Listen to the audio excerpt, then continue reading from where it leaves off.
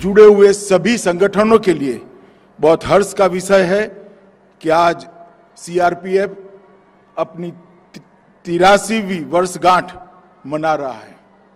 इस अवसर पर देश भर में देश की सुरक्षा और आंतरिक सलामती का काम करते हुए फैले हुए लाखों सीआरपीएफ के सभी जवानों को मैं हृदय से बधाई भी देता हूं और बहुत शुभकामनाएं भी देता हूं।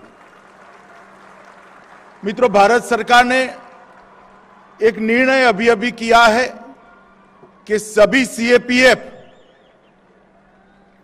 उसका वार्षिक परेड देश के अलग अलग हिस्सों में मनाया जाएगा। इसके पीछे उद्देश्य यह है कि देश की सुरक्षा, सीमाओं की सुरक्षा और आंतरिक सुरक्षा में लगे हुए सभी सीएपीएफ संगठन अलग अलग हिस्सों में जाकर देश की जनता से आत्मीय संबंध बनाए और देश की संस्कृति के साथ घुल मिलकर अपने आप को सदैव ड्यूटी के लिए समर्पित करें। इसी कार्यक्रम के तहत आज सीआरपीएफ की वार्षिक परेड ऐतिहासिक शहर जम्मू में आयोजित की गई है। आज मैं जम्मू में आया हूं। ऐतिहासिक नगर में मेरी बात की शुरुआत करने से पहले सबसे पहले मां वैष्णो देवी को प्रणाम कर मैं मेरी बात की शुरुआत करना चाहता हूं।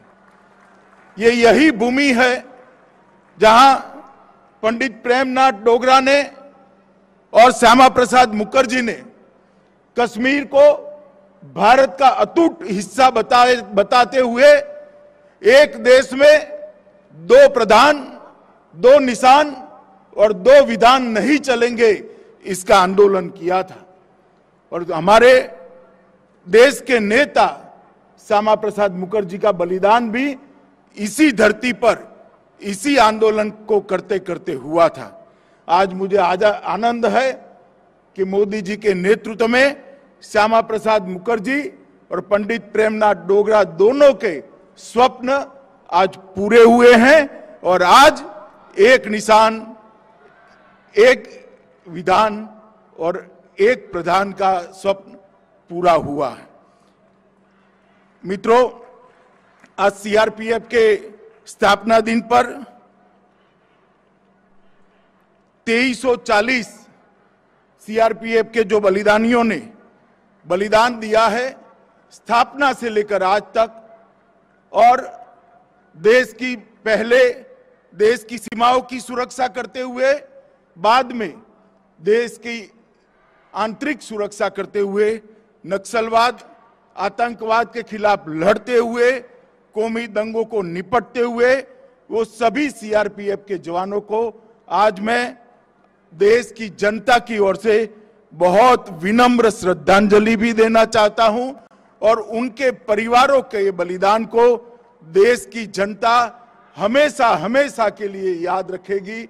और देश का इतिहास जब भी लिखा जाएगा ये 2340 बलिदानी, उनका बलिदान सुवर्ण अक्षर से लिखा जाएगा। इसका आश्वासन मैं उनके परिवारजनों को देना चाहता हूं।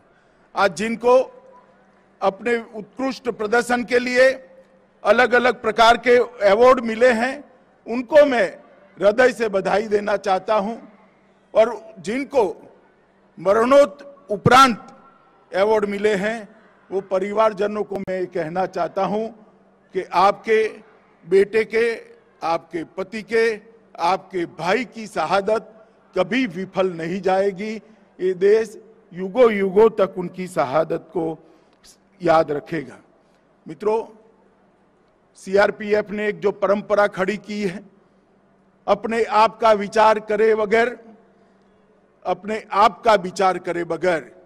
देश का विचार करना, देश की सुरक्षा का विचार करना, ये परंपरा को मुझे विश्वास है सीआरपीएफ के सभी जवान आगे ले जाएंगे और सुदृढ़ करेंगे।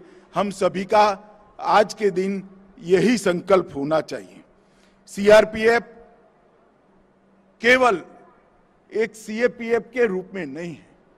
देश का बच्चा सीआरपीएफ के जवानों की शिस्त, समर्पण, बलिदान और त्याग की भावना की सराहना करता है। बचपन से मैंने देखा है, कोई भी दंगा हो, सीआरपीएफ के जवान आते ही लोगों के मन में ये आश्वस्ति हो जाती है कि अब दंगा शांत हो जाएगा, अब परिस्थिति को सीआरपीएफ संभाल देगी। ये आश्वस्ति वैसे ही नहीं होती, अनेक सालों के परिश्रम और उज्जवल इतिहास के आधार पर ये आश्वस्ति होती है।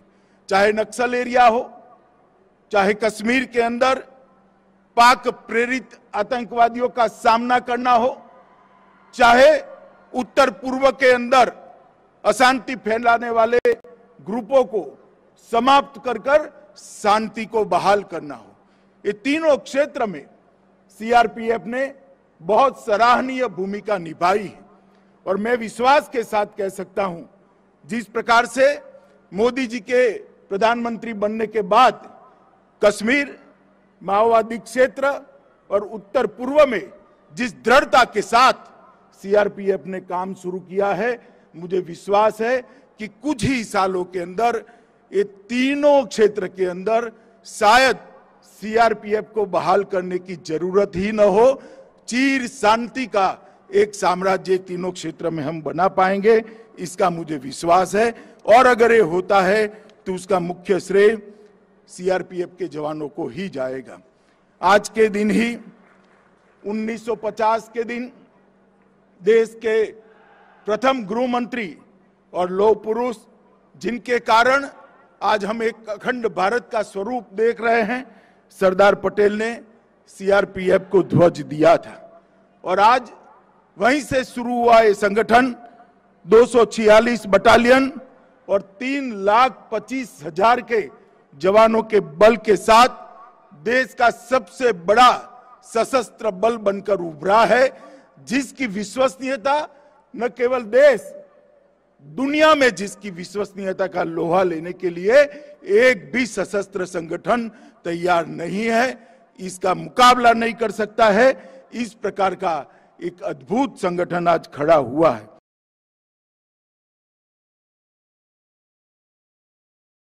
परवाह देश की, सोमवार से शुक्रवार रात 10 बजे TV9 भारतवर्ष पर।